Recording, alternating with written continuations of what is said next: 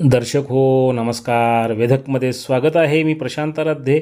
एक ताजी घडामोड अशी आहे की नीरा खोऱ्यामध्ये सुरू असलेल्या पावसामुळं वीर धरण हे 87% भरलेलं आहे आणि आता या धरणातून सायंकाळी 6 वाजल्यापासून 6,000 क्युसेकनं नीरा नदीच्या पात्रामध्ये पाणी सोडण्याची प्रक्रिया सुरू होणार आहे. आणि जर समजा धरणामध्ये आणखीन पाणी वाढत गेलं तर हा विसर्गही वाढला जाऊ शकतो. नीरेतलं हे पाणी पुढं संगम मार्गे भीमा नदीमध्ये येतं. गेल्या काही दिवसांपासून नीरेवर जी 4 धरणं आहेत त्याच्यावर मोठ्या प्रमाणात पाऊस सुरू आहे.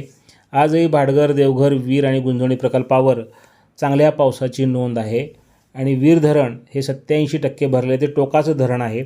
त्यामुळं या धरणातून नीरा नदीच्या पात्रामध्ये सायंकाळी 6 वाजल्यापासून 6,000 क्युसेकनं पाणी सोडण्यात येणार असल्याचे जलसंपदा विभागानं कळवलं आहे. त्याकरता नीरा आणि भीमा नदीकाठी सतर्कतेचा इशारा देण्यात आलेला आहे.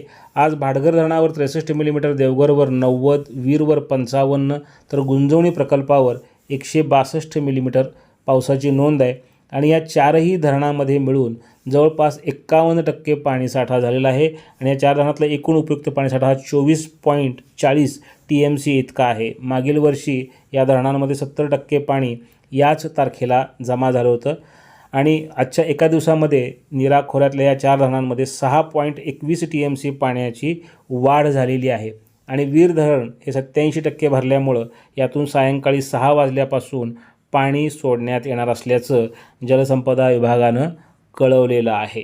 याचा फायदा भीमा नदीला होतो.